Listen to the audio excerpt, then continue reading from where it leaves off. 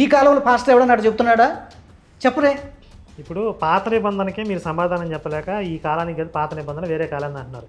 ఇది కొత్త నిబంధన, ఇది కూడా ఆ కాలందే, మాకు సంబంధం లేదంటే మీకు ఇంకేం మిగిలిందండి నీకు బైబిల్? యెహోవాకు ప్రతిష్ఠ చేస్తాను మరియు దహన బలిగా దాన్ని నడిపించేదను. మరియు రెండిట్లో ఏదైనా ఎంచుకోవచ్చు. మరియు అన్నాడు, లేదా అనలేదు. ప్రపంచ చరిత్రలో భారతదేశంలో 3 నమ్మకాలు ఉన్నాయి, 3 ఆచారాలు ఉన్నాయి. నరబలి ద్వారా స్వర్గానికి పోతాం, దీనికన్నా మూఢనమ్మకం ఎక్కడుంది చెప్పండి? అది యేసుక్రీస్తు మెస్సయ్య కాదా? కాదు. అవునని నేను నిరూపిస్తా వాక్యానుసారంగా. పెద్ద పెద్ద మగవాళ్ళు అందరూ అయిపోయారు, పాస్టర్లు అందరూ. సరే, నేను చిన్నోడిని, నేను పెద్దోడు అన్నా. సరే, మీరు ఆయన వాళ్ళకంటే పెద్దోళ్ళు, నాతో డిబేట్ చేసిన వాళ్ళందరికంటే పెద్దోళ్ళు. లేదు లేదు, వయసులో పెద్దోళ్ళే కదా. ఆ వయసులో ఏముంది? నేను ధర్మశాస్త్రమునకు లోబడిన వాడున కాకపోయినను ధర్మశాస్త్రమునకు లోబడిన వాని వలే ఉంటిని. అంటే నటించాను, అక్కడ అబద్ధాలు చెప్పాను. కరుణాకర్ ప్లీజ్ యేసయ్యని నమ్ముకో.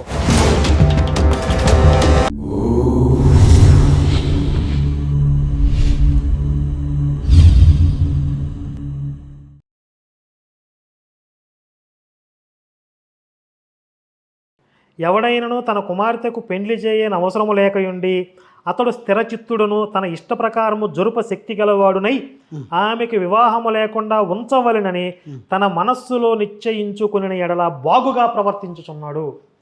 ఇక్కడ చూడండి, ఇక్కడ అసలు కూతురు ఒపీనియన్తో పని లేదు. తండ్రి గనక వాడు దమ్ము కలిగిన వాడై స్టాండర్డ్గా, నేను నా కూతురికి పెళ్లి చేయను, అది అవసరం లేదు, నేను నా మాటను సాగించుకోగలను అని అలాంటి క్యాపబిలిటీ ఉన్నవాడు ఎవడన్నా ఉంటే కనుక వాడు మగాడ్రా బుజ్జా అంటున్నాడు. నీకు అట్లా అర్థమైంది? చదువుతా మళ్ళీ వినండి. ఎవడైనా పెళ్ళిడికి వచ్చిన కుమార్తెకి పెళ్లి చేస్తే అందులో పాపం లేదు, చెయ్యొచ్చు. అది పట్టుకోవే మరి. అసలు పాపం లేదంటే పెళ్లి బాధ్యత కదా.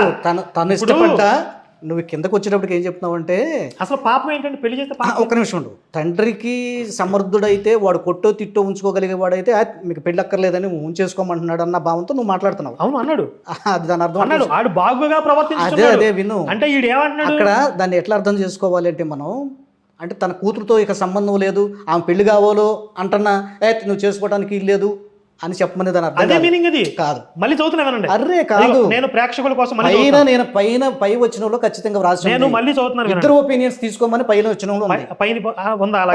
అలా ఉంటే పై వచ్చిన అలా ఉంటే మళ్ళీ నేను జన్మలో బైబిల్ చెప్పను. అలా ఉంటే లేకపోతే ఏం చేస్తా చెప్పండి? చదువు. లేకపోతే ఏం చేస్తా? చదువు. మీరు లేకపోతే ఏం చేస్తా చెప్పండి? రిపీట్ చేయి. నేను చెప్తున్నాను, మీ ఇద్దరు ఒపీనియన్ తీసుకోండి అని బైబిల్లో ఉంటే కనుక, ఆ వచనంలో ఉంటే నేను మళ్ళీ బైబిల్ ముట్టుకోను. అక్కడ లేకపోతే మీరేం చేస్తారు? చదువు, మళ్ళీ పైకి రిపీట్ చేయి. నేను చెప్తున్నా కదా. సరే, నేనే పొరపాటు పడుతున్నానేమో, నాకు చదువు వినాలని ఉంది, ఒకసారి చదువు. మరి అలా చెప్పండి. సరే, అలా లేదని చెప్పకండి. సరే, ఇట్స్ ఓకే. పైన మళ్ళీ చదువు. అయితే ఒకని కుమార్తెకు ఈడు మించిపోయిన ఎడలను, ఆమెకు వివాహము చేయవలసి వచ్చిన ఎడలను, ఆమెకు వివాహము చేయకపోవట యోగ్యమైనది కాదని ఒకడు తలంచిన ఎడలను, ఆ అమ్మాయి తలంచిందని లేదు ఇక్కడ, ఆమెకి పెళ్లి చేయకపోవడం మంచిది కాదని ఒకడు తండ్రి తలంచిన ఎడల అతడు తన ఇష్టము చొప్పున పెళ్లి చేయవచ్చు. అతడే, ఆమె లేదు అసలు. ఇక్కడ ఇంగ్లీష్ బైబిల్ అయితే లెట్ దెమ్ మ్యారీ అని ఉంది. వాళ్ళు పెళ్లి చేసుకోవచ్చు, అందులో పాపం లేదా ఉంది. లేదులేండి, అది అట్లా ఆ మీనింగ్ తో కాదులే, ఇదే ఇక్కడ రాయబడింది. నేను విపి రెడ్డికి ఇచ్చిన కౌంటర్లో లెట్ దెమ్ మ్యారీ అని ఉంది ఇంగ్లీష్ బైబిల్లో. అదే అసలు పాపం, అసలు పెళ్లి చేస్తే ఇప్పుడు తండ్రి కూతురికి పెళ్లి చేయడం బాధ్యత కదా, పెళ్లి చేస్తే పాపం లేదా అంటే నాకు అర్థం కాలే. అసలు మనకు దాహం వేసిందండి, పక్కనే ఉన్న కుడితి నీళ్ళు తాగేశారు, మరి అప్పటికప్పుడు ప్రాణాలు నిలుపుకోవడానికి అందులో ఉన్న నీళ్ళు తాగేసి పాపం లేదులే అంటాం. అంటే అదేదో ఆపద్ధర్మంగా చేసిన తప్పది, అందులో పాపం లేదులే అంటాం. ఇది ఒక క్రైమ్ లాగా ఆపద్ధర్మంలో చేయకూడని తప్పు చేసినట్లుగా అందులో పాపం లేదా అంటున్నాడు. నాకు అర్థం కాల. బాధ్యత కదా కూతురు పెళ్లి చేయడం. దాన్ని థింక్ చేయి. ఇప్పుడు మీరు అన్నది వచ్చిందా? ఇందులో మీరు అన్నది వచ్చిందా? ప్లస్ మైనస్, నువ్వు మైనసే కాకుండా ప్లస్ మైనస్ రెండు థింక్ చేయి. అంటే ఆపోజిట్గా థింక్ చేయి, దానికి అనుకూలంగా థింక్ చేయి. అక్కడ ఉన్నటువంటి సరే ఓకే సరే నువ్వు అన్నట్టుగానే ఓకే, రెండు వైపులా ఆలోచించు. ఇక్కడ మీరు అన్నది వచ్చిందా? లేదు. ఓకే, అతను తన ఇష్టం. ఓకే, నువ్వు అన్నది అక్కడ చదివిందే రైట్, నువ్వు చెప్పింది రైట్. నెక్స్ట్ చూడండి. ఆగు ఆగు ఆగు ఇక్కడ అది ఎందుకు అట్లా ఉందన్నది కూడా ఒక చిన్న క్లారిటీ ఉంటే బాగుంటుంది. అంటే నాకు తెలుసు, నేను చెప్తున్నాను. అంటే నాకంటే పండితులు చాలామంది ఉన్నారు. అక్కడ ఇశ్రాయేలీలకు ఒక సాంప్రదాయం ఉండింది. అది వ్రాస్తుంది ఆ జరుగుతున్న చరిత్ర, లేకపోతే అతను ఆ సిద్ధాంత ప్రకారంగా, అంటే ఇశ్రాయేలీయుడు కనుక ధర్మశాస్త్రబద్ధంగా ఆయన అక్కడ రాసుకొస్తున్నాడు. సో అయితే ఏం చెప్తున్నాడంటే, ఇశ్రాయేలీయ కన్యకలలో కొన్ని చట్టాలు ఉన్నాయి వాళ్ళకి, దేవుడు ఇచ్చినవి, కానీ బైబిల్లో రాసిన రాకపోయినా వాళ్ళకు కొన్ని నిబంధనలు ఉన్నాయి. ఇశ్రాయేలు వంశంలో ఒక ఆడపిల్ల వేశ్యగా ఉండకూడదు, ఈ రూల్ ఉంది. వేరే వాళ్ళు ఉండొచ్చా? అదే వాళ్ళ ఇష్టం. ఇశ్రాయేల్ కన్యకలు ఉండకూడదని రూల్ ఉంది. వేరే వాళ్ళు ఉండొచ్చా? అదే వాళ్ళ ఇష్టం. అందుకే వేరే వాళ్ళు ఉండండి అని దేవుడు చెప్పలా. అంటే సాధారణంగా జనములు ఇట్లా ఉంటున్నారు, కానీ ఇశ్రాయేల్ అలా ఉండకూడదని చెప్పాడు. ఇది ఒక రూలు, ఎక్కడ వేసగా ఉండకూడదు, ఒక నిబంధన. రెండోది, పెళ్ళయ్యేంత వరకు ఖచ్చితంగా తండ్రి తల్లి బాధ్యతలో పిల్లలు పెరగాలి. మీ ఏంటి బాస్కాలుగా కట్టండి, చేతి కంకణాలుగా కట్టండి అని కొన్ని నిబంధనలు పెట్టాడు. ఆ నిబంధన ప్రకారంగా ఖచ్చితంగా ఆ కాలంలో, ఇప్పుడంటే నా ఇష్టం అండి అని జనరేషన్లు మారిపోయినాయి, కాలాలు మారిపోయినాయి, పిల్లల ఇష్టం వాళ్ళ ఇష్టం చేసేసుకున్నారు, తల్లిదండ్రులు కూడా వదిలేస్తున్నారు. కానీ ఆ కాలంలో తల్లిదండ్రులు కట్టుబడే వాళ్ళు జీవించారు. దాన్ని దృష్టిలో పెట్టుకుని, ఆ కాలాన్ని దృష్టిలో పెట్టుకుని ఆయన మాట్లాడాడు. అది తప్పుగా మాట్లాడటమేం కాదు. ఇశ్రాయేలుకు ఉన్నటువంటి నిబంధనలు బట్టి, తన దృష్టిలో ఉన్నటువంటి ఆ కాల పరిస్థితులను బట్టి ఆయన రాశాడు. సో కాబట్టి ఈ కాలంలో పాస్టర్ ఎవడన్నాడు చెప్తున్నాడా? చెప్పరే. ఇప్పుడు పాత నిబంధనకే మీరు సమాధానం చెప్పలేక ఈ కాలానికి పాత నిబంధన వేరే కాలం అంటున్నారు. ఇది కొత్త నిబంధన, ఇది కూడా ఆ కాలందే, మాకు సంబంధం లేదంటే మీకు ఇంకేం మిగిలిందండి బైబిల్? లేదు, ఆ కాలం అని కాదు. కొన్ని సాంప్రదాయాలు వచ్చినప్పుడు ఎక్కడి నుంచి వచ్చినాయని చెప్పుకోవాలి. కొత్త నిబంధనే కదా ఇది. పౌలు చెప్పిన కొత్త నిబంధన, మళ్ళీ పౌలు నిబంధన అంటే మరి కొన్ని పద్ధతులు ఎక్కడి నుంచి వచ్చినాయి అన్నది కూడా ఉంటాయి, చూడాలిగా మనం. ఇప్పుడు చివరి వాక్యం చూడండి. ఫస్ట్ పెళ్లి చేయాలా వద్దా అనేది తన డెసిషన్ ప్రకారమే, తండ్రి డెసిషన్ అంటున్నాడు. అయితే చెయ్యాలి అని ఒక డిసైడ్ అయితే చేయొచ్చు, అందులో పాపం లేదు అన్నాడు. అసలు అదే అభ్యంతరం నాకు. రెండోది, ఎవడైనా తన కుమార్తెకి పెళ్లి చేయని అవసరం లేకయుండి అతడు స్థిరచిత్తుడును, అంటే స్టాండర్డ్గా ఒక నిర్ణయానికి వచ్చినవాడు, తన ఇష్ట ప్రకారం జరుప శక్తి గలవాడనై. దీన్ని హైలైట్ చేస్తున్నావు ఈ మాటని. తన ఇంట్లో దాని ముందు మాట మిస్ అవుతున్నావు. దాని ముందు మాట ఏముందో తెలుసా? ఏమని? పెళ్లి చేసే అవసరం లేదనుకుంటే, ఎవడైనా తన కుమార్తెకు పెళ్లి చేయని అవసరము లేక దాన్ని హైలైట్ చేయాలి. అవసరం లేకుండా ఎలా ఉంటది? ఆ స్త్రీ ఉంటుందా? వాళ్ళ ఇష్టం. దాన్ని ఏముంది. ఇప్పుడు ఒకసారి రాణులు రాజులు పరిపాలన చేసేటప్పుడు వాళ్ళు వివాహాలు కూడా నిషేధించుకుని వాళ్ళు రాజరికం చేసుకునేవాళ్ళు. అట్లాగే ఒంటరిగా ఉంది. జరుప శక్తి గలవాడు అప్పుడు అవసరం లేదు. కింద నువ్వు హైలైట్ చేస్తున్నావు, పైన హైలైట్ చేయి. పైన ఏమన్నాడు? అవసరం లేకపోతే శక్తి అవసరం లేదు. రెండు విషయాలు ఉన్నాయి, రెండు విషయాలు అక్కడ ఉన్నాయి. అవసరం లేకపోతే నో నీడ్ అయితే, నో నీడ్ అనుకుంటే నాకు అవసరం లేదు అని చెప్తే లేదు.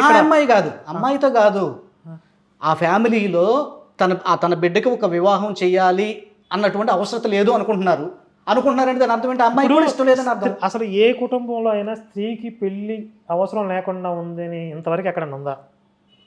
అరే ఇప్పుడు మరి నర్సు ఎట్లా వచ్చారు అంటే వీళ్ళు నర్సు ప్రపంచం మరి అంతే, దానికి వర్తిస్తుంది. మరి ఇప్పుడు నర్సు ఎట్లా వచ్చారు అనుకున్నాం? మూలం అదే, ఆ వాక్యమే. నర్సు గురించి వచ్చా, నర్సు రావటం కారణం అదే ఆ వాక్యమే.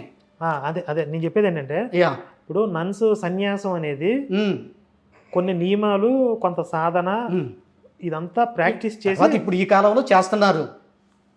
దీన్ని ఆధారం చేసుకుని నన్స్ అనేవాళ్ళు పుట్టారు. సో అందుకనే పైన హైలైట్ చేయాలి. అవసరం ఇప్పుడు నేను ఫర్ సపోజ్ నేను చెప్పాను, నాకు ఎక్స్పీరియన్స్ అయింది. తెనాల్లో ఒక ఫ్యామిలీ ఉన్నారు, అక్క చెల్లెలు ఉన్నారు. వాళ్ళ ఫ్యామిలీలో వాళ్ళు పెళ్లి చేసుకునే ఆ పరిస్థితులకి అదంతా లేదు.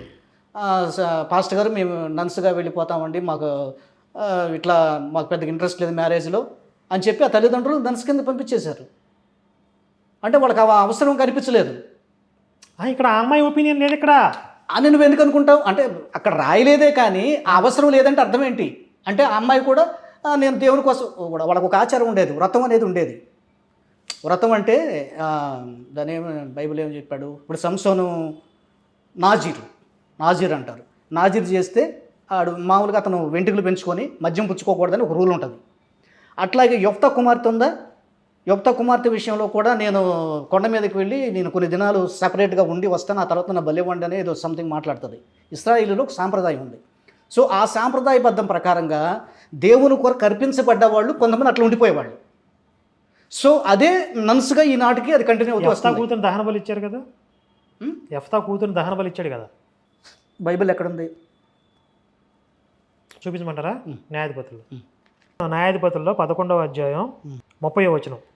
అప్పుడు యెఫ్తా యెహోవాకు మ్రొక్కుకొనెను, ఎట్లనగా, నీవు నా చేతికి అమ్మోనీయులను నిశ్చయముగా అప్పగించిన యెడల నేను అమ్మోనీయుల యొద్ద నుండి క్షేమముగా తిరిగి వచ్చినప్పుడు నన్ను ఎదుర్కొనుటకు నా ఇంటి ద్వారము నుండి బయలుదేరి వచ్చునదేదో అది యెహోవాకు ప్రతిష్ఠితమగును, మరియు దహన బలిగా దానిని అర్పించేదనేను. ఏం మొక్కున్నాడు? యెహోవాకు ప్రతిష్ఠించి దానిని దహన బలిగా యెహోవాకి అర్పిస్తాను అని చెప్పాడు కదా. ఏమున్నాయి అక్కడ? అదే నోట్ చేసుకో. 2 మాటలు ఉన్నాయి. ప్రతిష్ఠించటం వేరు, దహన బలి ఇవ్వటం వేరు. అవును, 2 వేరు వేరు. ప్రతిష్ఠించిన తర్వాత దహన బలి. ఓకే, కార్యాన్. అప్పుడు యెఫ్తా అమ్మోనీయులతో యుద్ధం చేయటకు వారి యుద్ధకు సాగిపోయినప్పుడు యెహోవా అతని చేతికి వారిని అప్పగించెను. యెఫ్తా మిస్పాలో 34వ వచనంలో, యెఫ్తా మిస్పాలోనున్న తన ఇంటికి వచ్చినప్పుడు అతని కుమార్తె తంబురులతోనూ నాట్యముతోనూ బయలుదేరి చివరికి వచ్చేసి ఎందుకు అది తెలిసిందేగా చివరికి వచ్చే ఇక్కడ కావాలి. ఆమె గాక అతనికి మగ సంతానమేమి ఆడ సంతానమేమి కానీ లేదు. కాబట్టి అతడు ఆమెను చూచి తన బట్టలు చెంపుకుని, అయ్యో నా కుమారి, నీవు నన్ను బహుగా కృంగజేసితివి, నీవు నన్ను తల్లడింపజేయ వారిలో ఒకతవై ఉన్నావు. నేను యెహోవాకు మాట ఇచ్చున్నాను గనుక వెనుక తీయలేననగా, ఆమె, నా తండ్రి, యెహోవాకు మాట ఇచ్చింటివా, నీ నోట నుండి బయలుదేరిన మాట చొప్పున నాకు చేయుము అని చెప్పింది ఆవిడ. ఆ తర్వాత 37వ వచనంలో, అయితే ఆమె నా కొరకు చేయవలసిందేమనగా 2 నెలల వరకు నన్ను విడువుము, నేనును నా చెలికెత్తులను పోయి కొండల మీద ఉండి నా కన్యాత్వమును గూర్చి ప్రలాపించేదనని తండ్రితో చెప్పగా, అతడు పొమ్మని చెప్పి 2 నెలల వరకు ఆమెను పోనిచ్చెను. గనుక ఆమె తన చెలికెత్తులతో కూడా పోయి కొండల మీద తన కన్యత్వమును గురించి ప్రలాపించెను. ఆ 2 నెలల అంతమున ఆమె తన తండ్రి యొద్దకు తిరిగి రాగా అతడు తాను మొక్కుకొనిన మొక్కుబడి చొప్పున ఆమెకు చేసెను. ఏం మొక్కున్నాడు? ఆమె పురుషుని ఎరుగనే లేదు. ప్రతి సంవత్సరమున ఇశ్రాయేలీయుల కుమార్తెలు 4 దినములు గిలాదు దేశస్థులైన యెఫ్తా కుమార్తెను ప్రసిద్ధి చేయుట కద్దు. చెప్పండి, ఇక్కడ బలి ఇవ్వలేదా? ఏది ఇచ్చినట్లేదుగా. అదే మొక్కుబడి చొప్పున చేసాడు ఉంది కదా. ఆయన ఏం మొక్కున్నాడు? నేను అందుకే 2 విషయాలు ఉన్నాయని చెప్పాను. 2 ఉన్నాయి. యెహోవాకు ప్రతిష్ఠ చేస్తాను, మరియు దహన బలిగా దాన్ని అర్పించేదను. మరియు ఏదైనా ఎంచుకోవచ్చు. మరియు అన్నాడు, లేదా అనలేదు. లేదు లేదు, మీరు అక్కడ మీనింగ్ అక్కడ ప్రతిష్ఠిస్తాను లేదా దహన బలిగా ఇస్తాను అనలా. ప్రతిష్ఠించి అండ్ మరియు దహన బలిగా అర్పిస్తాను అన్నాడు. అది మీనింగు. దహన బలిగా ఇవ్వాల్సి వచ్చింది కాబట్టే ఏడ్చాడు. అయ్యో, నాకు మగ సంతానం కానీ వేరే పిల్లలు కానీ లేరు, ఉన్నది ఒకటే కూతురు, నీ పిల్లని కూడా చంపాల్సి వస్తుంది ఇప్పుడని. అప్పుడు ఆ పిల్ల ఉంది, సరే నేను పోతాను, నీ మొక్కుబడి చొప్పున చేసేయి, కాబట్టి కనీసం పిల్లన్నా అయ్యి నాకు ఒక సంతానమో లేకపోతే ఒక సంసారమో తెలిసుంటే అన్నా కొంతవరకు పర్వాలేదు. నేను కన్యగానే చచ్చిపోతున్నాను కదా, ఈ కన్యాత్వం గురించి 2 నెలలు బాధపడతాను వెళ్ళి, నా కన్యాత్వం కూడా లేకుండా. సరే, బలి ఇచ్చాడు అంటే ఏంటి? నువ్వు అక్కడ చెప్పదలుచుకుంది ఏంటి? మీరు ఇవ్వలేదన్నారు కాబట్టి వచ్చి నేను దీని మీద కూడా మాకు బిబు వాళ్ళతో డిబేట్ జరిగింది. వాళ్ళు ఇవ్వలేదన్నారు. ఓకే, ఎందుకంటే నేను ఎందుకు చెప్పానండి ఇది? ఇప్పుడు యెహోవాకి తెలుసు కదా, ఈయన తెలియదు ఇంటి దగ్గర నుంచి ఏది ఎదురొచ్చిద్దో ఈయన తెలియదు. ఏ మేకపిల్ల కుక్క పిల్ల వచ్చింది అనుకున్నాడు పిచ్చోడు. అసలు ఇంటి దగ్గర నుంచి భార్యో పిల్లలో వస్తారో, ఏది ఎదురొస్తే దాన్ని బలిస్తాం ఏంటి? ఒక 100 గొర్రెలు ఇస్తానని మొక్కు, ఎందుకంటే ఆయనకు మాంసం అంటే ఇష్టం కాబట్టి. అది నీ అభిప్రాయం. పిచ్చోడి చేతిలో రాయిలాగా ఇంటి నుంచి ఏది ఎదురొస్తే దాన్ని బలిస్తానని మొక్కోవడమే తప్పు, ఫస్ట్ పాయింట్. సరే, ఈ పిచ్చోడు మొక్కున్నాడు, యెహోవాకి తెలుసు కదా ఎవరు ఎదురొస్తారో.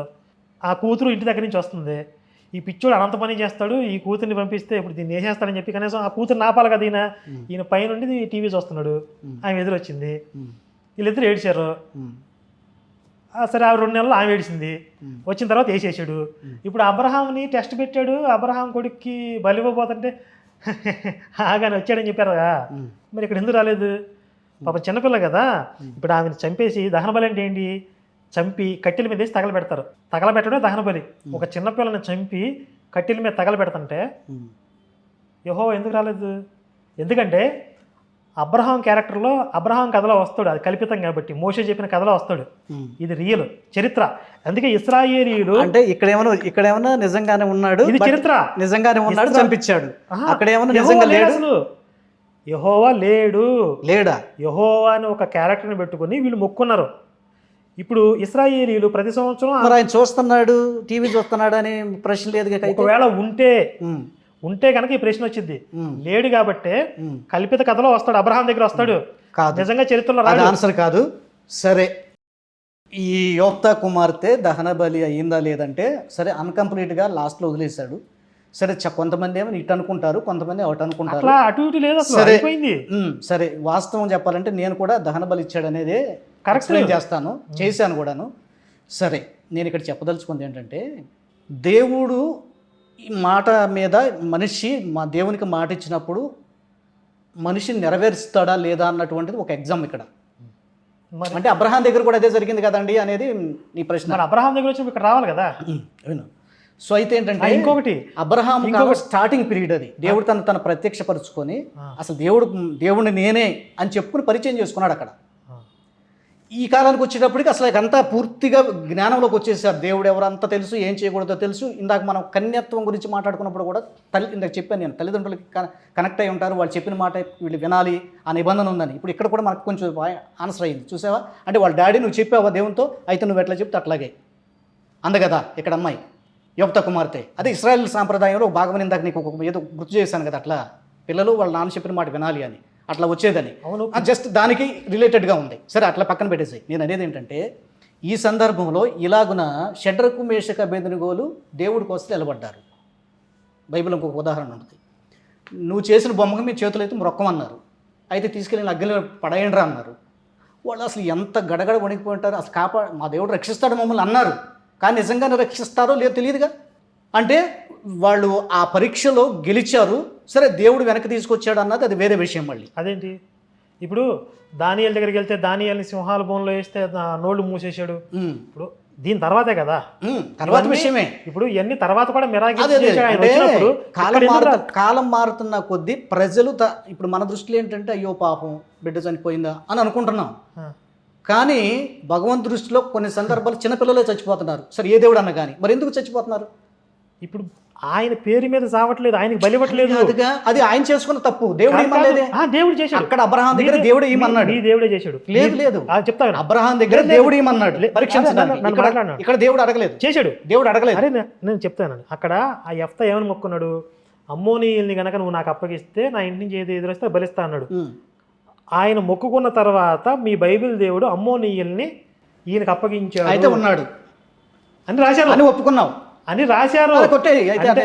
లేదు, నువ్వు కలిపి అందుకే దేవుడు అనేవాడు ఉంటే మీ మీద పరువు నష్టం దావేస్తాడు. సరే, ఆ దేవుడు మా దేవుడు లేడు అనుకుందా కాసేపు. చిన్నపిల్లలు ఎందుకు చచ్చిపోతున్నారు ఈరోజు? మీ దేవుడు లేడు పక్కన మీరు ఒప్పుకున్నారా? అదే నీ మాటకు వస్తున్నా, లేడని కాసేపు పక్కన పెడదాం, నువ్వు ఒప్పుకోవు గనక సరే తీసేయి. ఇప్పుడు చిన్నపిల్లలు ఏం చేశారని చచ్చిపోతున్నారు. రైట్ నా ఈ రోజు చచ్చిపోయిన పిల్లలు ఎందుకు చనిపోతున్నారు? ఈశ్వరుడు ఉన్నాడుగా, ఎందుకు అట్లా చంపాలి? అంటే ఇప్పుడు యెఫ్తా కూతురికి దాన్ని లింక్ పెడుతున్నారు. ఖచ్చితంగా వీళ్ళు ఏమో ఇప్పుడు నీ తప్ప అయ్యేది. తండ్రికి నాకు యుద్ధం కావాలి, నేను వెళ్ళి గెలిచి వస్తాను, నాకు ఇది అని మొక్కుకున్నావు. నువ్వు నీవు చేసుకున్నావు. దేవుడి మీద చిన్నపిల్లల్ని ఎవరన్నా యెహోవాకి బలిస్తావని మొక్కుకున్నారా? ఇక్కడ చచ్చిపోయిన వాళ్ళని ఎవరన్నా? ఎవరు? అది నీ కర్మ, నువ్వు ఒప్పుకున్నావు. దేవుడు ఏమనలేదుగా, నువ్వు గెలిస్తే మరి నాకు ఇస్తావని అడిగాడు. అంటే యెహోవాకి నువ్వు గెలిస్తే నాకు ఇయ్యని అడిగితే తప్పది. అంటే యెహోవా అనేవాడు నిజంగా ఉంటే యెఫ్తా కూతురు ఎదురొచ్చింది అనే విషయం భవిష్యత్తు తెలియదు ఆయనకి. ఖచ్చితంగా తెలుసు. తెలిసి కూడా ఆయన బలి యాక్సెప్ట్ చేశాడు దాన్ని. అది నేను చెప్పేది, యాక్సెప్ట్ చేశాడు. అయితే మనిషి దేన్ని ప్రేమిస్తాడు అంటే తన కన్న బిడ్డ కంటే కూడా నా మాటనే ప్రేమించాడు. అయితే మరణం అనగానే అమ్మోదేదో అయ్యో చచ్చిపోయింది అంటాం. అది దేవుని దృష్టిలో ఈ మరణం అనేటువంటిది ఎడబాటు లాంటిది. మరి అయితే అబ్రహాం కొడుకు కూడా చంపించాలి, అప్పుడు ఎందుకు ఆపాడు? ఎప్పుడు? అదే చెప్పాను నీకు, స్టార్టింగ్ పీరియడ్ ప్లస్ ఆయన అడిగాడు. ఆయన అడిగాడు. దానియేలు దగ్గర ఎందుకు ఆపాడు? ఎవరు? దానియేలు. ఆయన అద్భుత కార్యాలు ప్రపంచానికి చూపించడం. మరి ఇక్కడ చూపించడా? లేదు, ఇది కూడా జరగాలి. మరి ఎక్కడ ఒక చోట నీకు మళ్ళీ ఇంకెక్కడ బైబిల్ అలాంటి అంశం చూపించగలవా? అంటే మళ్ళా బైబిల్ లేదు, ఒక పెంట పని చేసి సరిపోదా? అవసరం లేదు. ఒక్క విషయము ఒక్కొక్క దానికి ప్రూవ్ చేసుకోవడానికి ఒక్కొక్కటి మనకు కనబడుతున్నాయి. మళ్ళా అదే చేస్తుంటే ఇదేంట్రా బాబీ నెట్ట చేయటం ఏంటి తప్పనాలి మనం. దేవుడిని ఎక్కువగా ప్రేమిస్తున్నాడు అబ్రహాం దగ్గర అడిగినట్టుగా, నువ్వు నన్ను ప్రేమిస్తావు, బిడ్డను ప్రేమిస్తావు. నన్ను ప్రేమిస్తున్నారు లేదని చెప్పి ఆడి కూతురు చంపేస్తాడు అనమాట. చంపేస్తాను కాదు, అది నువ్వు మొక్కుకున్నావు, మొక్కుబడి చెల్లిస్తాడు లేదు చూశాడు. అసలు ఈ యెఫ్తా కూతురు ఎదురొచ్చిద్దనే భవిష్యత్తు యెహోవాకి తెలిస్తే ఈ దరిద్రుడు మొక్కుకున్నాడు, ఈ కూతురు నాకు బలిస్తాడు, ఈ చిన్నపిల్లలను బలి చేసుకునే దేవుడు అని చెప్పి నన్ను తిడతారు, ఈ దరిద్రుడు నాకు కూడా బురద పోస్తున్నాడు అని చెప్పి అసలు అమ్మోనీయుల్ని ఈయనకి అప్పగించకూడదు, అమ్మోనీయులకి వీడిని అప్పగించాలి. ఆయన కావాల్సింది ఏంటి అంటే ఇప్పుడు చిన్నపిల్లలు బలిస్తే ఆయన తీసుకున్నా. అప్పుడు ఆయన దహన బలి ఎందుకు ఇస్తారంటే బైబిల్ దేవుడికి దహన బలి ఇచ్చినప్పుడు ఇంపైన సువాసన ఆగ్రానిస్తాడంట. ఇప్పుడు ఆ పిల్లని చంపి తగలబెడితే ఆయన ఆడ కూర్చుని ఆగ్రానిస్తున్నాడు ఆయన. అది ఆగ్రానించాలి, ఆ కిక్కు ఆయనకి ఇప్పుడు ముందు తగ్గేవాడికి ఆ కిక్కు వస్తుంది. ఈయనకి పిల్లల్ని చంపి తగలబెడితే కిక్ వస్తుంది దీనికి. అలాంటి వాడైతే కీర్తన గ్రంథంలో ఈ నిబంధన ఎందుకు పెట్టాడు? అన్యజనులు ఆచరించినట్టుగా అగ్నిగుండంలో మీ పిల్లలు పడేయకూడదు, అలా ఆచారాలు మీరు ఆచరించొద్దు, అది తప్పు అని చెప్పాడు. అసలు అవన్నీ వీళ్ళు చేసేవాళ్ళు, వేరే వాళ్ళకి సంబంధం లేదు. అరే మరి దేవుడు ఆగ్రహించి అబ్బాలే తృప్తిగా ఉందనుకుంటే ఆ కండిషన్ పెట్టాడు కదా, పెట్టండి రానియండి పాపనాలుగా. నేను ఆల్రెడీ మన భారతదేశంలో విలేకరు వచ్చేటప్పటికి హిందువులు తీసుకెళ్లి గంగా నదిలో నీళ్ళలో పడేసేవాళ్ళు అంట పిల్లల్ని. మరి దానికేంటి? పిల్లల్ని చిన్నపిల్లల్ని గంగార్పణం అని పిల్లల్ని అట్లా బలిష్టం తీసుకెళ్ళి, ఇప్పుడు 2 పిల్లలు అనుకో, వాళ్ళలో బలంగా ఆరోగ్యంగా ఉన్న పిల్లల్ని తీసుకెళ్ళి నీళ్ళలో వేసే సాంప్రదాయం మన భారతదేశంలో విలియం కేరీ భారతదేశానికి వచ్చే టయానికి చరిత్రలో ఉంది, మన మన మన సంప్రదాయంలో ఉంది. భర్త చచ్చిపోతే తీసుకెళ్లి ఆ అమ్మాయిని కూడా దాన్ని కట్టేసి కాల్ చేసిన సందర్భాలు లేవా? ఇప్పుడు నేను వచ్చేటప్పటికల్లా మరి అది న్యాయమైందా దేవుని దృష్టిలో? కాదు, నేను వచ్చేటప్పటికల్లా మీ క్రైస్తవంలో అంతా వ్యభిచారం వెచ్చలు ఉంది, నేను వచ్చి బాగు చేశాను అంటాను. విలియం కేరీ టైంలో పిల్లల్ని చంపడం మీరు నోటి మాటగా మాట్లాడటం. రాజా రామ్మోహన్ రాయలు తెలుసు కదా, ఆ కాలంలో జరిగిందని మనకి పుస్తకాల్లో కూడా ఉంది కదా. రాజా రామ్మోహన్ రాయ్ ఏం చేశాడు? బాల్యకాల వివాహాలు నిషేధించాడు అని. నేను అసలు వీపీ రెడ్డికి ఇచ్చిన కౌంటర్ చూస్తారా? అది చూస్తే ఇది మాట్లాడరు మీరు. అసలు బాల్య వివాహాలు ఎందుకు వచ్చాయి, సతీసాగమనం లాంటివి ఎందుకు వచ్చాయి, అది కూడా ఎందుకే పిల్లల మీద నెట్టేస్తే ఎట్లా? ప్రతిదీ వాళ్ళు ఏదో భయపెట్టారు, వాళ్ళకి భయపడిపోయి పిల్లలు భయపడిపోయి మరి మీరు అంటారు ఇప్పుడు పిల్లలకి భయపడిపోయి పిల్లలు తీసుకెళ్లి చిన్న పిల్లలకి పెళ్లి చేసే సంప్రదాయం వచ్చింది. రిలీజియన్స్ లోక వినాశనం జరిగిందని చెప్పే కదా, ఈ అబ్రహామిక్ రిలీజియన్స్ వల్ల లోక వినాశనం జరిగింది అది. నువ్వంటే ఎట్లా? ప్రపంచం అనాలి కదా. ప్రపంచమే చెప్తుంది. నేనంటే ఎట్లా? ప్రపంచం అనాలి కదా. ప్రపంచ చరిత్రే చెప్తుంది. లేదు, ప్రపంచ చరిత్రలో భారతదేశంలో మూఢనమ్మకాలు ఉన్నాయి, 3 ఆచారాలు ఉన్నాయి. నరబలి ద్వారా స్వర్గానికి పోతాం, దీనికన్నా మూఢనమ్మకం ఎక్కడ చెప్పండి? అదే నేనంటుంది, అసలు నరబలు అనేటువంటివి బైబిల్ దేవునికి యాక్సెప్టబుల్ కాదు. మీరు చెప్పేది అదే కదా. అప్పుడు నరబలే కదా కీర్తన గ్రంథంలో చెప్తాను. అవ్వా మీరు అసలు ఏం మాట్లాడుతున్నా అర్థమవుతుందా? రక్తం చిందిస్తే మనం స్వర్గానికి వెళ్ళిపోతాం, నరబలి ద్వారా ఇంతకన్నా పెద్ద మూఢనమ్మకం ఎక్కడ ఉంటుంది చెప్పండి? ఇప్పుడు కర్మయోగము, జ్ఞానయోగము, భగవద్గీతలో కర్మయోగము, జ్ఞానయోగం, భక్తి యోగం నరబలి అంటే నవవిధ భక్తి మార్గం. నేను ఒక వ్యక్తిని ఇస్తే నరబలి ఇచ్చినట్టు, నాకు నేనే బలి అయిపోతే నరబలి జరిగింది. ఆ నరబలిని నమ్మితే చెప్పేది వినవే. ఇంతకన్నా పెద్ద మూఢనమ్మకం లేదు లేదు లేదు. అసలు ప్రపంచంలో అతి పెద్ద ఎవరినైనా బలిస్తే అది నరబలి. ఇప్పుడు నాకు నేనే బలి అయిపోతున్నా, అది నరబలి కాదు, త్యాగం, అది ప్రాణత్యాగం. నరబలిని నేను నమ్మాలి కదా. ఇప్పుడు హిందుత్వంలో నవవిధ భక్తి మార్గాలు ఉన్నాయండి. శ్రవణం, కీర్తనం, స్మరణం, పాదసేవనం, అర్చనం, వందనం, దాస్యం, సఖ్యం, ఆత్మనివేదనం అంటారు. 9 రకాలైన భక్తి మార్గాలు చెప్పారు. ఇందులో ఏది మూఢనమ్మకం అంటారు మీరు చెప్పండి? కేవలం మన కోసం ఎవడో ఎక్కడో చచ్చిపోయాడు, తనులు తిన్నాడు, ఆయన మన కోసం చచ్చిపోయాడు అని నమ్మితే నీ పాపాలన్నీ పోయి నువ్వు స్వర్గానికి వెళ్ళిపోతావు.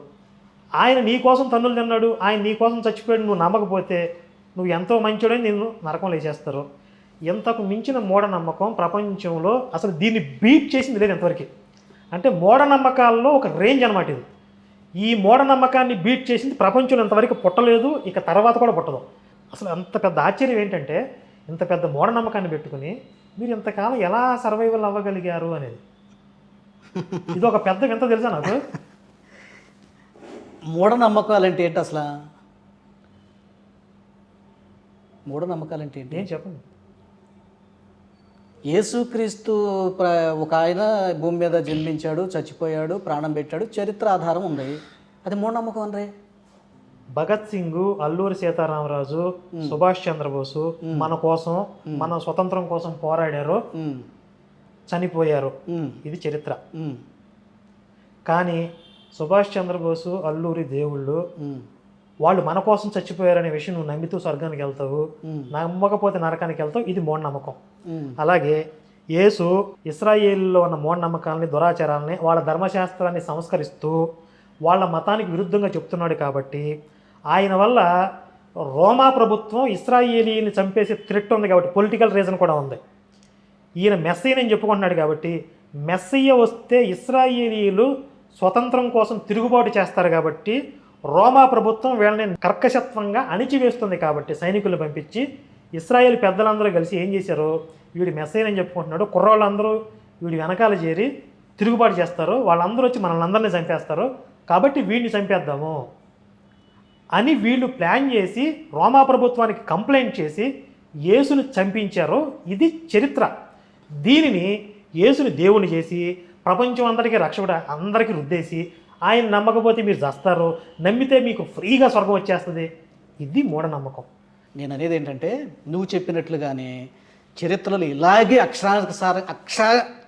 అక్షరంగా అట్లాగే నెరవేరి ఉంటే నేను కూడా ఖచ్చితంగా నేను నమ్మను. బైబిల్లోనే ఉంది.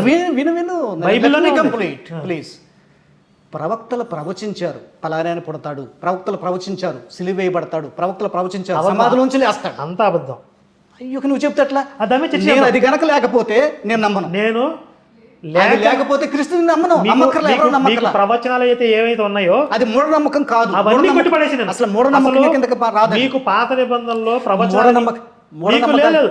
మీకు పాత నిబంధనలో ప్రవచనాలు ఏవైతే ఉన్నాయో నేను చెప్తాను. నీ పాత నిబంధనలో ప్రవచనాలు ఏవైతే ఉన్నాయో అవన్నిటిని నేను బైబిల్ తరగతుల్లో కొట్టిపడేశాను. అవన్నీ ఫెయిల్యూర్. మీరిద్దరే కాబట్టి కొట్టిపడేస్తారు. మనం బైబిల్ తరగతి అనేది ఏంటంటే మూఢనమ్మకం అన్నది దాన్ని మూఢనమ్మకం అన్నము. మూఢనమ్మకం అంటే ఏంటి? ఇప్పుడు మొన్న ఏదో ఒక వీడియో చూశాను, బ్రాహ్మణులు అంట తినేసి సిస్టర్లు ఖాళీ చేసి పక్కకు వస్తే పాపం వీళ్ళంతా కింద పడి మీద పడి ఆటల్లో నెత్తిమే పెట్టుకుని తింటున్నారు. భీమవరంలో మీ పాస్టర్ అన్నయ్య అని ఉన్నాడు. మీ పాస్టర్ అన్నయ్య అని ఉన్నాడు. ఆయన ఉచ్చబోస్తేనో ఆయన మీద స్నానం చేసిన నీళ్ళు ఏదో తీర్థం పుట్టుకోవడం, మొత్తానికి ఆయన చుట్టూ తిరగటం, పూజలు ఇవన్నీ ఉన్నాయి. మూఢనమ్మకం అది అంటాం ఖచ్చితంగా. నాలో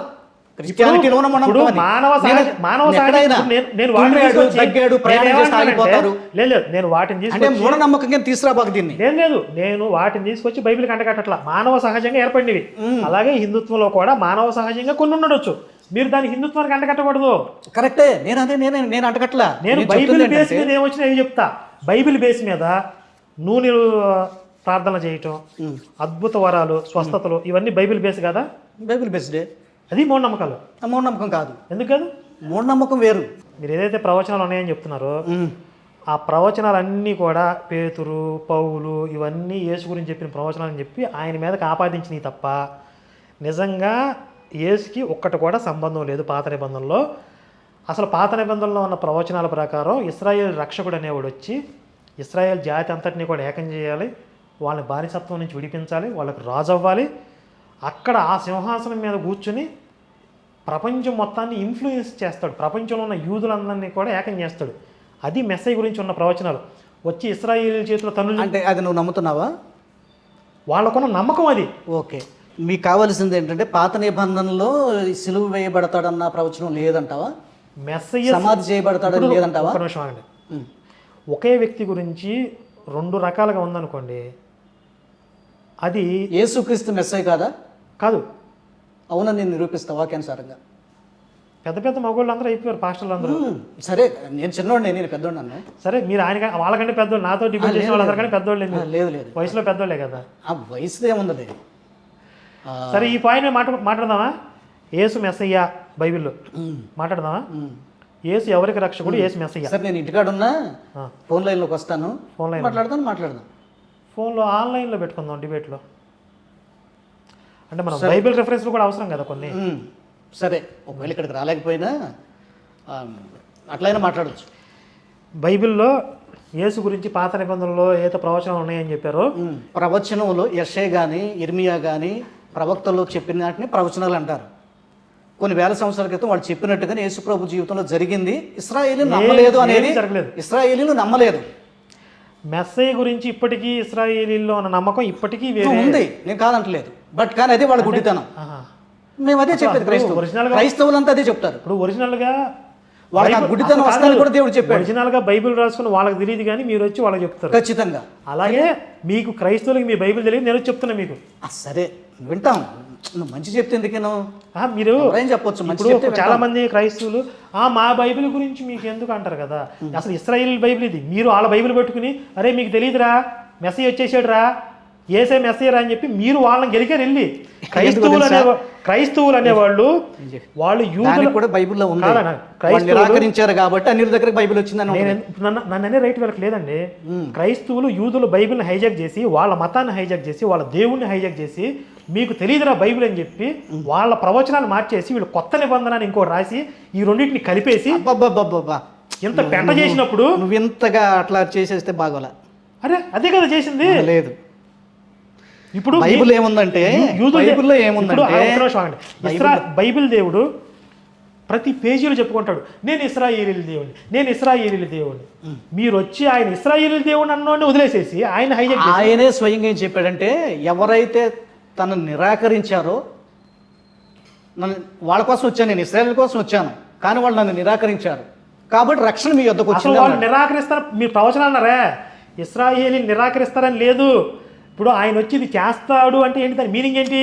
వాళ్ళందరూ ఈయన యాక్సెప్ట్ చేస్తారు. ఇప్పుడు ఆయన కిరీటం పెట్టి నేను రాజుని చెప్పుకోడు, వీళ్ళందరూ ఆయనకి అభిషేకం చేస్తారు. అదే వాళ్ళ ఉద్దేశం ఏంటంటే, వచ్చేవాడు ఒక రాజులాగా ఉంటాడు, పరిపాలన చేస్తాడు, రాజ్యాన్ని మనకు స్వతంత్రం తెస్తాడని వాళ్ళ భావన. వాళ్ళు అదే చెప్పారు, మరి అదే వాళ్ళ భావన కాదు అది. కానీ ఈయనేం చెప్పాడంటే, ఈయనేమో అసలు రాజును కాదంటున్నాడు, రాజు చేద్దామంటే కాదంటున్నాడు, ప్రాణం పెట్టడానికి వచ్చి అసలు ఈయన భయం, ఏసు యుద్ధాలంటే భయం. ఏం చేయాలి, ఏం చేస్తారు చెప్పండి? లేదు, నేను భౌతికంగా రాజుని కాదు, ఆయనకి యుద్ధాలంటే భయం. అసలు మంచి దేవుడు నిజంగా. కరుణాకర్ ప్లీజ్ యేసయ్య నమ్ముకో. నేను నిజంగా ఏసు అంత పిరికివాడిని నా జీవితంలో చూడలేదు. లేదు, అంటే పిరికివాడు అంటే ఆయన మంచివాడు, అప్పుడు మంచివాడు అని చెప్పాలి. యుద్ధం చేసుకుంటారా, చావంటారా, తనుకు చావంటారా, అట్లా చేయండి ఎట్లా చేయండి అంటే అది మంచివాడు కాదు. మోషే ఏం చేసేవాడు తెలుసా? మరి మీరు యుద్ధం చేయంటారు, నేను కొండ మీదకి వెళ్ళి చేతులు పైకెత్తి కూర్చుంటాను, అప్పుడు మీరు గెలుస్తారని వీళ్ళు యుద్ధాన్ని పంపించి కొండ మీద నేను కూడా వస్తున్నానని చెప్పి మోషేకి ఇద్దరు వెనకాల ఈ చెయ్యి ఎత్తిపట్టుకొని ఇటొకటి కూర్చునేవాడు. వీళ్ళు ముగ్గురు కొండ మీద కూర్చునేవాళ్ళు, వీళ్ళు తనుగు వచ్చేవాళ్ళు. వీళ్ళు గెలిస్తేనేమో మిగిలిన వాళ్ళు తీసుకుని వెళ్ళిపోయేవాళ్ళు, లేకపోతే మిగిలిన వాళ్ళు తీసుకుని పారిపోయేవాళ్ళు. ఇది మోషే కొన్ని తెలియదేట్లో. అన్ని చోట్ల అలా జరగలేదుగా. అసలు ఒక చోట రాసి యుద్ధానికి ఒక్కొక్క పందా, ఒక చోట నైట్ మొత్తం తిరగండి అంటాడు, కాదు ఒక చోట కొండలో మోగించండి అంటాడు, ఒక చోట డిఫరెంట్ యుద్ధాలు ఉన్నాయి. అంటే అలాంటి దొంగ తెలివితేటలు ఉన్నాయంటే అలాంటి దొంగ తెలివితేటలు ఎట్లా మనం అదే అట్లా అపార్థం చేసుకుంటే దానికి నేనేం చేయగలుగుతాను? అన్ని అట్లాగే చేస్తున్నాడా? కాదు కదా. యుద్ధాలన్నీ అట్లా చేసుకొచ్చాడా? కాదు కదా. యెహోవా అనే దేవుడు వాళ్ళకి వెంట పక్కనే ఉంటే ఈయన చేతులు పైకెత్తి కూర్చోవడం నాకు అర్థం కాలేదు అసలు. ఒక్కొక్క దానికి ఒక్కొక్క నియమం ఉంటుంది. ఇప్పుడు కొండ చేసేవాడు పూజ చేసేవాడు ఏంటంటే ఎట్లా ఉంటుంది, ఆయన ఇష్టం. అంటే పైకి వెళ్తే సిగ్నల్ అందిద్దా? సిగ్నల్ అందిద్దని కాదు, అలాని కాదు, జస్ట్ దానికి ఒక ఇప్పుడు మీరు ఏంటి కోట చుట్టూ తిరుగుతూ బోర ఊది కొండల పగల కొట్టండి అన్నాడు. అదేంటి అసలు? ఎందుకు? వాళ్ళని భయపెట్టడానికి. అదే అది ఒక తీరి చెప్పాడు. సో అట్లాగే దీంట్లో కూడా ఆ మోషే నువ్వు ప్రార్థన చేస్తా ఉండు, దేవునితో చేతులు ఎత్తి అని చెప్పుకుంటాడు. చేతులు పైకెత్తి కూర్చుంటా. చేతులు ఎత్తడం అంటే ప్రార్థన చేయడం అనేది ఖాళీ కూర్చున్నాడు. యుద్ధానికి వెళ్లే ముందు ప్రార్థన చేసి వెళ్ళిపోతారు. అవును, ఇప్పుడు యెఫ్తా వెళ్ళాడు కదా, అది క్రైస్తవులు ఏం చెప్తారు దానికి? యెఫ్తా వెళ్ళాడు కదా, క్రైస్తవులు ఏం చెప్తారు అక్కడ దానికి? చేతులు ఎత్తడము ఎత్తి ఆయన బోరకనే అట్ట కూర్చోలా, ప్రార్థన చేస్తున్నాడు అని చెప్తారు. అంటే అంతసేపు ప్రార్థన చేయకపోతే ఈ యెహోవాకి వదిలేస్తాడు అనమాట. అక్కడ అది ఒక సిస్టమ్. ఇక్కడ కొండలు మోగిస్తేనే యుద్ధం అయిపోయింది. ఇప్పుడు ఒక్కొక్క సిస్టమ్ ఒక్కొక్కసారి ఒక్కొక్క పద్ధతిలో మొక్కున్నాడు, మొక్కు పెడితే అయిపోయింది, ప్రార్థన చేశాడు, వెళ్ళిపోయాడు, అప్పగించాడు. అది ఒక టైప్. మోషే కూడా మొక్కుకుని వెళ్ళిపోవచ్చుగా. అన్ని ఎట్లా జరుగుతాయి? అదే నేను అంటుంది, డిఫరెంట్ టైప్ లో దేవుడు యుద్ధాలు చేసినట్టుగా చూస్తాం మనం. మోషే కొన్న దొంగ తెలియదు అట్లా ఏంది లేదు. అమ్మో, మోషే ఎంత మార్కెటింగ్ స్ట్రాటజిస్ట్ అంటే. క్రొత్త నిబంధనలోకి వచ్చాక ఏమన్నా పౌలుని బాగా ద్వేషిస్తావు. పౌలు అంటే అసహ్యం నాకు. ఎందుకంటే చాలా సత్యాలు చెప్పాడు కదా. ఎందుకంటే అవన్నీ నీకు కాదు. ఇప్పుడు దొంగ సాక్ష్యాలు చెప్తున్నారు కదా, అందరూ దొంగ సాక్ష్యాలు చెప్పే వాళ్ళందరికీ పౌలే ఆదర్శం. నాకు వెలుగు వచ్చింది, స్వరం వచ్చిందని చెప్తున్నారు కదా. ఈ దొంగ సాక్ష్యాలు చెప్పే వాళ్ళందరికీ మూల పురుషుడు పౌలు. అంటే వాళ్ళు దొంగ సాక్ష్యాలు నువ్వు ఎట్లా స్టేట్మెంట్ చేస్తావు? కాదు, ఊహించావు. నేను చెప్తాను, అది రైట్ కాదు కదా. భోగి శాంతారు సాక్ష్యం విన్నారా? విన్నాను. మేము 20 సంవత్సరాల క్రితం న్యూస్ పేపర్లు తీసి ఆయన చెప్పింది ఏంటి, బిల్డింగ్ కూలిపోతానంట, లోపల ఒక అమ్మాయి చిక్కుకుని పోతే ఆచూకీ దొరకలేదు, పని మనిషి వచ్చి ప్రార్థన చేసి అయ్యగారు అంట పొలుగు తీసుకొచ్చి ఇట్లా ఒక పోటు వేసింది, వెలుగు వచ్చింది, బిడ్డ దొరికింది. న్యూస్ పేపర్లు తీసి చూస్తే రాత్రి అర్ధరాత్రి నుంచి తెల్లవారు 9 దాకా మొత్తం గవర్నమెంట్ యంత్రాంగం అంతా ఉండి ప్రొక్లైన్లు ఎన్నో యంత్రాలు పనిచేస్తే ఆ శిథిలాలన్నీ తొలగిస్తే ఆ బిడ్డ దొరికాడు. ఒక వ్యక్తి కూడా చనిపోయాడు అన్నట్టుగా నాకు గుర్తు.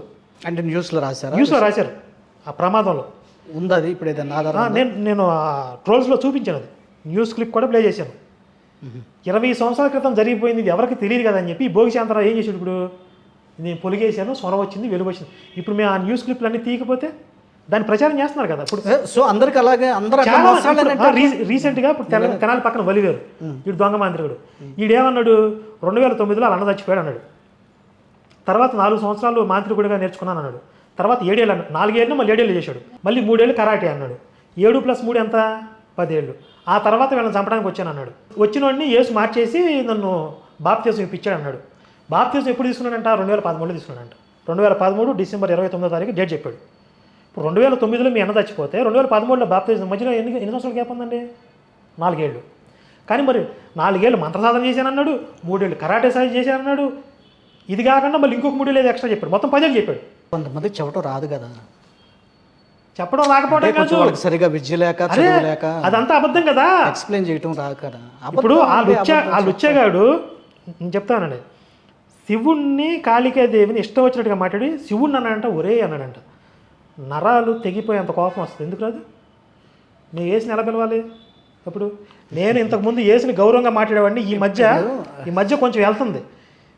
ఆ లుచ్చా నా కొడుకులు అందరికీ చెప్తున్నా, అంటే మీరు ఉన్నారు కాబట్టి మీ ఎదురుగా చెప్తున్నాను, వాళ్ళకి చెప్తున్నా, వాళ్ళు ఒక గీత దాటితే నేను ఇంకో 2 గీతలు దాడతాను నేను. సరే, నా సలహా ఏంటంటే పరిధి దాటకూడదు, ఎవరైనా పరిధి దాటి మాట్లాడకూడదు. మీరు ఒక రోజు నాకు ఫోన్ చేశారు, ఏసుని డాష్ కొడుకు అని చెప్పి తిట్టడం తప్పు కదా అని. మరి శివుడిని అమ్మవారిని అట్లా మాట్లాడడం కరెక్టా? మీరేం చెప్తారు? ఈ దొంగ సాక్షి, నేను అదే చెప్తున్నాను, తప్పు. అది ఎవరినైనా మనం ఈ దొంగ సాక్ష్యాలు, ఈ సాక్ష్యాలు అన్నది వదిలేసాయి. దేవుడిని దేవతను పౌలు కదా మూల పురుషుడు. నేను పౌలుని ఎందుకు అసహించుకుంటానంటే పౌలుని ఎందుకు అసహించుకుంటానంటే ఈ దొంగ సాక్ష్యాలకి మూల పురుషుడు పౌలు. ఆ పౌలు కూడా 3 సార్లు చెప్పాడు. 3 సార్లు ఫస్ట్ వెలుగు వచ్చింది అన్నాడు, వెలుగు కనపడింది కానీ స్వరం వినపడలేదని ఒకసారి, స్వరం వినపడింది కానీ వెలుగు కనపడలేదని ఇంకోసారి, 3 రకాలుగా విచిత్రమైన సాక్ష్యాలు చెప్పాడు. అదే వీడియో మాట్లాడినట్టున్నావు చేసేది వరకే. తర్వాత రోమీని అంటాడు, బెన్యామీని అంటాడు, నేను యూదుని అంటాడు, నేను పుట్టుకతోనే ఇది అంటాడు. అసలు ఆయన భర్త గురించి 4 రకాలు చెప్పాడు. పౌలు నోరు ధరిస్తే అబద్ధాల పుట్ట లేదు. కరెక్టే, ఆ పుట్టుక గురించిన ప్రస్తావన చేస్తున్నావు కదా, అబద్ధాలే లేదు. దాని మీద నువ్వు మాట్లాడినప్పుడు నేను కౌంటర్ కూడా ఇచ్చాను. ఏం చెప్పారు? లేదు. పౌలు యూదుడా ఎవరు? గోత్రానికి వస్తేనే ఉన్న బెన్యామీను గోత్రానికి చెందినవాడు. ఒక సందర్భంలో అది ప్రస్తావన చేస్తాడు. ఇక జాతీయతకు వస్తేనేమో యూదుడు. జాతి ఏంటి? ఇప్పుడు మనం భారతీయులు, నా గోత్రం ఏంటి? ఏదో క్రైస్తవుడు. యూదు కూడా గోత్రమే. లేదు. యోధా గోత్రం అది. దేశాన్ని కూడా పిలిచారు యోధా అని. అంటే ఫస్ట్లో గోత్రం ఉన్న తర్వాత ఒక దేశమే యోధా. మరి రోమీడు ఎలా అయ్యాడు?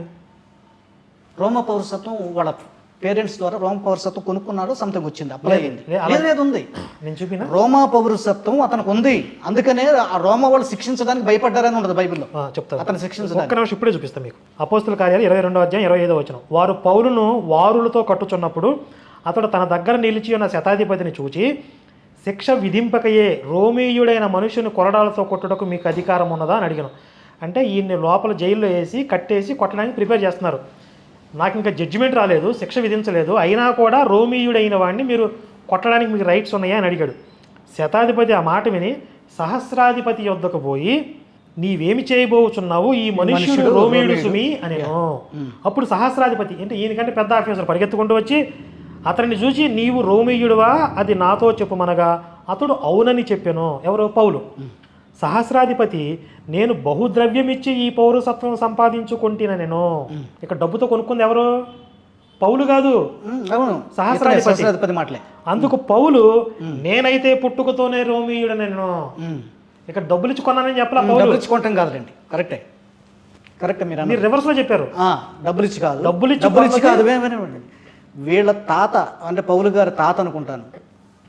పౌలు గారి తాత ఫస్ట్లో ఆ పౌరసత్వాన్ని కొన్నాడు. పౌరసత్వాన్ని కొన్న తర్వాత వీళ్ళ తండ్రిని కన్నాక పూర్తిగా ప్లేస్ మారిపోయాడు. తర్వాత ఈయన పుట్టాడు. అప్పుడు పుట్టుకతోనే ఇతనికి రోమా పౌరసత్వం అనేది ఆపాదించబడింది. దాని మీద విశ్లేషణ చేశాను నేను అప్పుడు నువ్వు వీడియో పెట్టినప్పుడే. అట్లా వచ్చింది. లేదు కదా, ఇది వాస్తవం. వీళ్ళ తాత పౌరసత్వం కొనుక్కున్నాడు బెన్యామీను కనుక. అది అంటే బైబిల్లో దొరుకుతుందా లేదా అవుటర్ బుక్లో చూశాను, నేను ఒకసారి చెక్ చేస్తాను.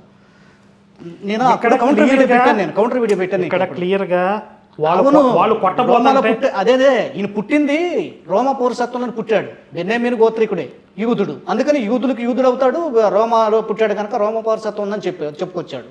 లేకపోతే ఒక అధికారి దగ్గరికి వెళ్ళి అంత అబద్ధం ఎట్లాడతాడు? ఆడాడు కదా, తాట తీస్తారు వాళ్ళు, ఊరుకుంటారు ఏంటి? అంటే ఇప్పుడు చెప్పగానే నిజమేనని గడగడ ఉనికిపోతారా ఆఫీసర్స్?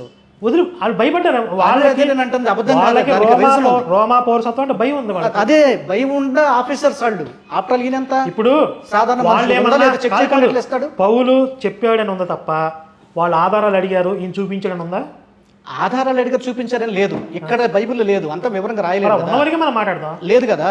సో అందుకని ఆయన అబద్ధం చెప్పరు. దానికని అబద్ధం చెప్పాడంటే ఎట్లా? ఒక సైనికులు ఒక విచారణ చేస్తున్నప్పుడు, ఒక కేసు స్టడీ చేస్తున్నప్పుడు, ఈ పలానండి నేను అమెరికా వాడిని అంటే నేను అమెరికా వాళ్ళు నన్ను వెరిఫై చేయకుండా భయపడిపోయి ఇక నన్ను వదిలేస్తారా? నేను ఇది తప్పు చేస్తే అమెరికాలో? వాళ్ళు భయపడి వదిలేశారనే ఉంది అక్కడ. లేదు లేదు లేదు ఉందండి. అంటే ఆఫీసర్స్ పై ర్యాంకులో ఉన్న ఆఫీసర్ ఆడు ఎవడో పిచ్చోడో ఇచ్చోడో అనగానే అంటే ప్రతి ఖైదీ నేను వదిలేస్తారా? విచారించారా? కాబట్టి 29 కాబట్టి అతను విమర్శింపబోయిన వారు వెంటనే అతన్ని విడిచిపెట్టిరి. అది వెంటనే విడిచిపెట్టేశారు. అంటే వాళ్ళు ఎంక్వైరీ చేయలేదని కాదు దాని అర్థం. వాళ్ళు భయపడి విడిచిపెట్టేశారు. అరే భయపడి ఎక్కడ ఉంది? భయపడి అనే మాట ఎక్కడ ఉంది? చూడండి. కాబట్టి అతను విమర్శింపబోయిన వారు వెంటనే అతను విడిచిపెట్టరి. మరియు అతను రోమిడిని తెలుసుకున్నప్పుడు అతన్ని బంధించినందుకు సహస్రాధిపతి కూడా భయపడెను. భయపడ్డారు. రోమియుడు అనేటువంటి విధానంతో రోమా పౌరసత్వం ఉన్నటువంటి వాడిని అట్లా బంధించకూడదు. విచారణ అదే కేసు ఇది అవ్వకుండా. ఆయన రోమియుడని చెప్పుకున్నాడు అంతే. లేదు లేదు లేదు రోమియుడు కావడానికి నేను దాని కారణాలు నేను విశ్లేషించాను. దానికి ఎక్కడ ఉందో నేను ఇంటికి వెళ్ళిన తర్వాత మళ్ళీ నాకు ప్రూఫ్ దొరికితే నీకు పంపిస్తాను. నేను పౌలు ఇంకొక చోట పుట్టాడు. ఇంకొక చోట ఏం చెప్తాడంటే, నేను అబద్ధాలు ఆడుతున్నాను ఇది పాపమా, దేవుని పని నిమిత్తం నేను అబద్ధం ఆడినను అది పాపం కాదు అనే విధంగా ఒక చోట మాట్లాడతాడు. దేవుని పని నిమిత్తం అబద్ధం ఆడితే నేను పాపము చేసినా కూడా, మోసం చేసినా కూడా దేవుని పని నిమిత్తం. ఇప్పుడు పాస్టర్లు అందరూ ఓఫిర్ కూడా చాలా సార్లు కోట్ చేశాడు. నువ్వెందుకు వేదాల్లో యేసు గురించి మాట్లాడుతున్నావంటే, పౌలు చూపించిన దారిలో ఏ విధము చేతనైనను అక్కడ వస్తుంది. అది ఏ విధము చేతనైనను కొందరిని రక్షింపవలెనని. ఏ విధము చేతనైనంటే ఏ మోసం చేసైనా సరే అనుకుంటే ఎట్లా చూపిస్తాను. 1 కొరింథీ 9:19 నేను అందరి విషయము స్వతంత్రుడినై ఉన్నాను, ఎక్కువ మందిని సంపాదించుకున్నటకై అందరికీ నన్ను నేనే దోషణగా చేసుకుంటుని, యూదులను సంపాదించుకున్నటకు యూదులకు యూదుని వలె ఉంటుని, ధర్మశాస్త్రమునకు లోబడిన వారిని సంపాదించుకున్నటకు నేను ధర్మశాస్త్రమునకు లోబడిన వాడున కాకపోయినను ధర్మశాస్త్రమునకు లోబడిన వాని వలే ఉంటిని. అంటే నటించాను, అక్కడ అబద్ధాలు చెప్పాను. నేను ధర్మశాస్త్రానికి నేను లోబడలా. నేను ఒరిజినల్గా నేను ధర్మశాస్త్రానికి లోబడే మనస్తత్వం కాదు, నేను దాన్ని అంగీకరించను. కానీ వాళ్ళని మెల్లగా లాగడం కోసం వాళ్ళ దగ్గరికి వెళ్ళి, మరి నేను కూడా ధర్మశాస్త్రాన్ని ఫాలో అవుతాను, ధర్మశాస్త్రం మంచిది అని చెప్పి వాళ్ళని లాగటానికి నటించానని చెప్తాను. అప్పుడు ఒక నీ మాటకు వద్దాం, ధర్మశాస్త్రం మంచిదంటే ఇంకా నువ్వు చెప్పేది ఏంటంటారుగా ఏంటి? మీలాంటి వాడిని ధర్మశాస్త్రమే మంచిది, రావాల్సిన అవసరం ఉంది. ధర్మశాస్త్రంలో యేసు గురించి చెప్పారని చెప్పాడు. ఇప్పుడు ఓఫీలో ఏం చెప్తున్నాడు? వేదాలు కూడా దైవిక గ్రంథాలే, వేదాల్లో యేసు గురించి చెప్పారని చెప్తున్నాడు. ఇప్పుడు మేము వీళ్ళందరూ కూడా మేము పౌల్ని ఫాలో అవుతున్నామని చెప్తున్నారండి. ఏంటి? మేము దానికి బొద్దులము కాకపోయినను బొద్దులమైనట్లు వలే నటించితిమి, అబద్ధాలాడితిమి, మోసము చేసితిమి. పౌలు ఆ మాటలు ఎక్కడ ఉన్నాయి? అబద్ధం ఆడాను, దాని మీనింగ్ అదే. చూడండి ఇక్కడ మీనింగ్ అదే అంటే ఎట్లా అర్థమైనట్లుగా అక్కడ క్లియర్గా నేను అది కాదు కానీ అలా ఉన్నాను అంటే ఏంటి? దాని మీనింగ్ ఏంటి? దాంట్లో నేను నటించాను, అబద్ధాలు ఆడానని. చూడండి, దేవుని విషయమై ధర్మశాస్త్రం లేనివాడను కాను గాని క్రీస్తు విషయమై ధర్మశాస్త్రముకు లోబడిన వాడును. అయినను ధర్మశాస్త్రం లేని వారిని సంపాదించుకొనుటకు ధర్మశాస్త్రం లేని వారికి ధర్మశాస్త్రం లేని వాని వలె ఉంటిని. కూడా బలహీనులను సంపాదించుకున్నట్టుకు బలహీనులకు బలహీనుడనైతిని. ఏ విధము చేతనైనను, ఇది ఎక్కడ వచ్చింది? ఏ విధము చేతనైనను కొందరిని రక్షింపవలని అందరికీ అన్ని విధముల వాడనై ఉన్నాను. అది ఇప్పుడు ఆయన కాన్సెప్ట్ ఏంటి? ఒక మంచి పని ఏ విధము చేతనైనా అంటే మోసం చేయి, అబద్ధాలు చెప్పు, అట్లా ఇప్పుడు మీకు పాస్టర్ మోసం చేయి, అబద్ధం కాదు. ఇక్కడ వరకు యాక్సెప్టబుల్. నేను చెప్తాను ధర్మశాస్త్రాన్ని. ఇప్పుడు మీకు స్వస్థత వరాల మీద గొడవలు జరుగుతున్నాయి. స్వస్థత వరాలు ఉన్నాయా లేవా అని. ఈ స్వస్థత వరాలు ఇప్పుడు జరగవు, అబద్ధాలు అని చెప్పి వీపీ రెడ్డి లాంటి వాళ్ళు మాట్లాడుతున్నారు. ఒకవేళ జరిగితే మేమే విశ్వాసం తీసుకొస్తాము, మీరు చేసి చూపించండి అని చెప్పి. వాళ్ళు ఏమంటున్నారు? స్వస్థత వరాలు ఉన్నాయని చెప్పి పాస్టర్లు ఏమంటున్నారు? నువ్వు సత్య సువార్త చెప్పి ఎంతమందిని రక్షిస్తున్నావు? మేము ఈ వరాలు ఉన్నాయని చెప్పి కొంతమందిని లాగుతున్నావు. వరాలు ఉన్నాయని చెప్పి కాదు, ఈ మిరాకిల్స్ జరుగుతున్నాయి కాబట్టి మేము వాళ్ళు ఛాలెంజ్ చేసినప్పుడు ఈ మిరాకిల్స్ చూసే అన్ని జనులు వస్తున్నారు. నువ్వు సత్య సువార్త చెప్పి ఎంతమంది రక్షించావరో పుల్లాయి అని చెప్తున్నారు. అంటే వాళ్ళు మోసం చేస్తున్నారనే విషయం వాళ్ళకి తెలుసు. మనం ఇట్లా మాట్లాడుకున్నప్పుడు చాలా విషయాలు ఉంటాయి కాబట్టి సరే ఇప్పటికి చాలా టైం అయింది, ఇక్కడ క్లోజ్ చేస్తున్నాం. ఇప్పటి వరకు జాన్ బాబు గారితో చాలా విషయాల మీద చర్చించడం జరిగింది. అంటే ఎన్ని టాపిక్స్ ఒక కంక్లూజన్కి వచ్చాయి, ఎన్నిటి మీద చర్చ జరిగింది అనేది ఇక ఆ సందర్భానుసారంగా కొన్ని విషయాలు తీసుకుని మాట్లాడాం కాబట్టి ఒక టాపిక్ నుంచి ఇంకొక టాపిక్లో కూడా వెళ్ళడం జరిగింది. ఇందులో మీకు పనికొచ్చే విషయాల గురించి మీరు పరిశోధన చేయొచ్చు, కొంతవరకు ఆలోచించండి, క్రైస్తవులు కావచ్చు, హిందువులు కావచ్చు. ఇంకా స్పెసిఫిక్గా కొన్ని టాపిక్స్ తీసుకుని అవసరమైతే ఆన్లైన్లో కానీ ఎప్పుడన్నా ముఖాముఖి కానీ ఎట్లాగే కూర్చుని మళ్ళీ ఇంకొకసారి మాట్లాడే ప్రయత్నం చేస్తాం. అందరికీ జై శ్రీరామ్, భారత్ మాతాకి జై. మన వ్యూవర్స్ అందరికి కూడా లాస్ట్గా మరి నేను చెప్పేది ఏంటంటే,